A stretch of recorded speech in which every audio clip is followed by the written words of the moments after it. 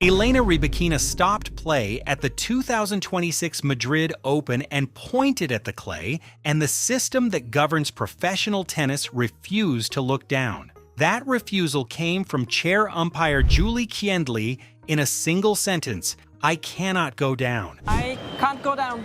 And that sentence, not a scoreline, not a title, is what will define the 2026 clay court season. It's a sentence about who controls what you see with your own eyes.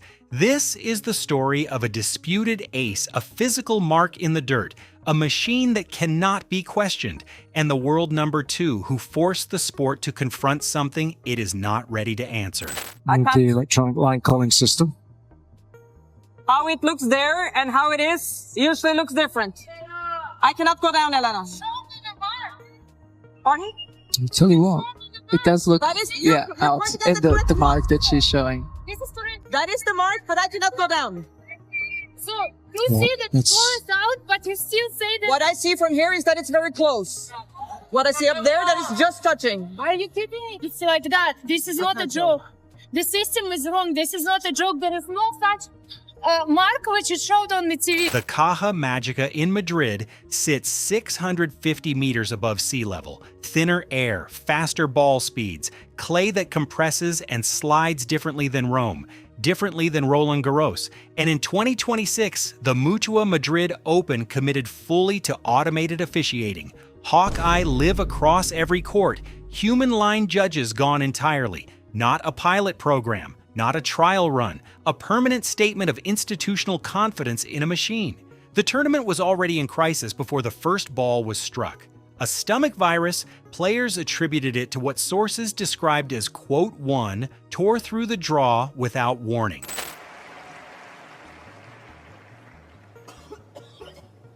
World number 1 Iga Świątek retired mid-match against Ann Lee. Coco Gauff, world number 3, was reportedly vomiting courtside during a win over Sorana Cirstea. Lyudmila Samsonova and Marin Cilic both withdrew ill. Aryna Sabalenka was spending, by reports, quote 2, and refusing local food just to stay healthy. Into all of that walked Elena Rybakina, world number 2, 2026 Australian Open champion, Stuttgart winner, leader of the WTA race to Riyadh, with $3,962,792 in prize money through April, already more than world number 1 Aryna Sabalenka had earned.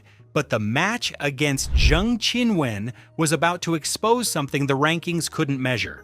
Zheng Qinwen arrived in Madrid as the reigning Olympic gold medalist from Paris 2024, ranked 32nd in the world, still working her way back from an elbow injury that had cost her most of late 2025 and the start of 2026. Zheng was working with a new Spanish coach, Pere Riba, hadn't won a title in 2026, and carried a 1-3 head-to-head record against Rybakina going in. On paper, this looked like a formality. The clay at the Caja Magica had different plans. From the first game, Zheng's heavy topspin was exploiting the altitude-enhanced bounce, forcing Rybakina into defensive positions that had barely appeared in her entire 2026 campaign. Zheng's first serve percentage climbed. The depth was relentless. Rybakina, who had built a 27-5 season record on elite aggression and elite serving, was being pushed backward. Zheng took the first set 6-4. The second set went back and forth. Rybakina broke, Zheng broke back. Zheng began standing further behind the baseline to absorb Rybakina's pace, shifting to higher, flatter balls to disrupt Rybakina's timing. The tactical battle was real, and that's when the match collided with the machine. Zheng was serving at 4-3 in the second set, up 40-0. Zheng struck a serve. Hawkeye Liv ruled it an ace, instantly, automatically, and under Madrid tournament protocols, that call was final. Elena Rybakina stopped play. Rybakina walked toward Zheng Qinwen and pointed at a specific mark on the clay.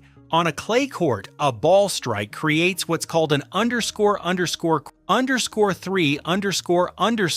a physical displacement of loose topsoil that functions as a record of exactly where the ball landed. According to Rybakina's post-match testimony, the mark was not even close to the line. What followed was documented in full. Rybakina: "Are you kidding me? This is not a joke. The system is wrong, Shendley. I have to go with the system." Rybakina pointed directly at the mark. "The ball doesn't touch the line. It's completely wrong. Look at the mark." Shendley: "I cannot go down. That is the mark, but I cannot go down." Then it moved to the TV replay. Rybakina: "There is no such mark which is shown on the TV." Shendley: The system is wrong. This is not a joke. There is no such mark which is shown on the TV. "How it looks there and how it is usually looks different." And Rybakina's final word on it, quote, 114 responses from a chair umpire, 4 walls around the athlete, and above every one of them, the same ceiling, quote, 1-2. Madrid has become the recurring address for this exact argument. In 2025, Alexander Zverev, on the same clay surface, pulled out his mobile phone mid-match and photographed a ball mark he claimed was incorrectly called in by the ELC system. His stated discrepancy, 4 to 5 centimeters, not millimeters. Zverev received an unsportsmanlike conduct warning for doing it. In 2026, Aryna Sabalenka did the same at Stuttgart, photographed a mark, shared it publicly. Another warning: the pattern across Rybakina, Zverev, and Sabalenka, 3 of the most prominent players in the world, is not coincidental. Hawkeye's advertised margin of error on hard courts is 2.6 millimeters. Zverev's claimed discrepancy of 4 to 5 centimeters, if accurate, isn't a margin of error issue.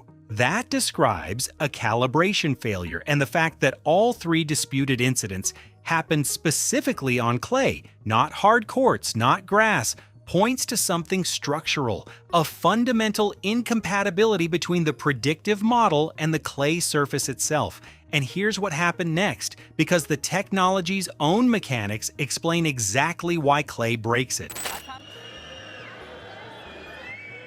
How it looks there and how it is. Hawkeye Live uses between 10 and 18 high-performance cameras mounted beneath the stadium roof, capturing up to 72 frames per second. The system doesn't track the ball at every single millisecond of flight. It builds a predictive model, calculating the most likely impact point based on trajectory. On a hard court, where the surface is uniform and the bounce is mechanically consistent, that model works within its advertised 2.6 millimeter tolerance. Clay is completely different. The ball doesn't just compress and rebound, it slides, it displaces loose granules, it interacts with a layered surface that physically shifts under pressure. The contact patch of a tennis ball and the portion that technically touches the court can clip a line, while the clay displacement creates a mark that appears entirely wide. The physical mark and the ball's technical contact area are 2 different measurements. At Madrid's altitude of 650 meters, where thinner air pushes ball speed higher and spin more aggressive, the predictive algorithms face additional variables. If the calibration doesn't sufficiently account for altitude's effect on flight, the predicted impact point drifts from the actual one. And the television replay Rybakina was shown, the one that contradicted the mark on the court, wasn't a video of the actual bounce. It was a computer-generated animation built from the system's predictive data. Rybakina's words, ______14_ weren't a challenge to authority. They were a description of a factual discrepancy between a digital render and physical evidence. That's what Shendley was effectively calling a ___quote_15__. The athlete is told to trust an animation over what is literally beneath her feet. Now here's where this gets genuinely uncomfortable. Because the match statistics tell a story, the emotional narrative misses entirely. The disputed ace at 4-3 gave Zheng the game and a 4-3 lead. On the surface, that was the low point of Rybakina's match. But look at what the numbers actually show. Zheng's second serve win percentage for the match was 37.8%. Rybakina's was 62.2%. Zheng committed 9 double faults to Rybakina's 1. Zheng's total unforced errors reached 45 against Rybakina's 30. And the decisive break of the second set came at 4-5 when Zheng, serving under the mounting pressure of Rybakina's renewed intensity, committed 3 double faults in a single game. The __16__ cracked Rybakina's composure for a moment, but what it actually did was trigger a recalibration. Rybakina began targeting Zheng's second serve with far greater frequency. Zheng's 37.8% win rate on second serve points was the structural vulnerability, and it was the disputed ace that appeared to redirect Rybakina straight toward it. The technology may have given Zheng a point. It gave Rybakina a target. Stefano Vukov was watching from the box. Rybakina's longtime coach had returned to her team in August 2025, following a 1-year suspension for alleged violations of the WTA Code of Conduct. The appeal succeeded. The return was controversial. Commentator Pam Shriver described the original investigation's details as deeply disturbing. Rybakina's public response was simply loyalty. 18. During the 4-3 incident, Vukov's influence was visible. Known for what's described as, quote, 19 and, quote, 20 during matches, Vukov was demanding, quote, 21, quote, from Rybakina after the exchange with Qinwen. The instruction to take the outcome, quote, 22, quote, through sheer aggressive output was directional. Whether that specific exchange shifted Rybakina's approach can't be confirmed, but the sequence that followed is documented. 3 Zheng double faults, a break, a 6-4 second set, a 6-3 third set sealed by Rybakina's 7th backhand winner, a final score of 4-6, 6-4, 6-3 in 2 hours and 21 minutes. Andy Roddick on the Served with Andy Roddick podcast alongside John Verheim had previously described Rybakina's demeanor as, quote, 23 and, quote, 24, comparing her Australian Open celebration to an NFL player simply handing the ball to the referee after a touchdown. That stoicism is what made the Madrid outburst significant. It wasn't just frustration, it was the outer limit of what a world-class competitor will absorb before it breaks the surface. In her post-match press conference, Rybakina said, "I won't trust it at all. Not, I was frustrated in the moment. Not, I understand why the system works the way it does." The statement was flat, categorical, from the player earning more prize money in 2026 than anyone else on the tour, the player who had just won the match those officials were presiding over. The WTA Player Council had already been hearing this. Emma Raducanu and Jack Draper had previously raised doubts about 100% ELC accuracy on varied surfaces. Madrid had become what the PDF describes as a focal point for the debate, not because it produces more bad calls, but because clay's physical evidence makes the discrepancy visible in a way hard courts simply cannot. Roland Garros 2026 will maintain human line judges.